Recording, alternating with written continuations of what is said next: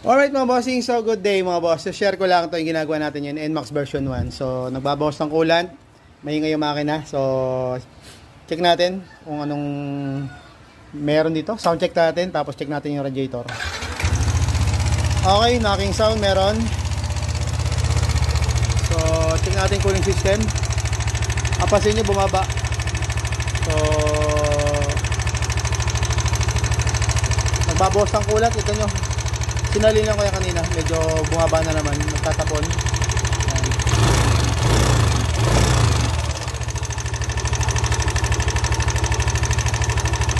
Sod lang natin ng konti.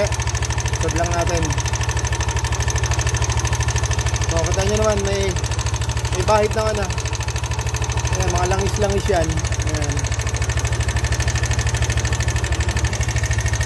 Okay, so ito, tingnan pa sa inyo. Nagkakaroon ng bubbles, nag-up and down yung coolant. Nakita nyo, malikot. Yan, nakita nyo, parang gusto nyo sumuka. Tapos may lumalabas sa mga bubbles. Yan, yung mga bubbles. Okay, so pag ganyan ang issue,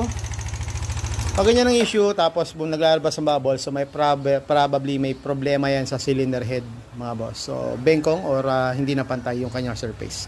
Share ko lang. So ito yung gagawin natin ngayong araw na to. NMAX version 1 na nagbabawasan ng coolant at maingay ang makina. Alright.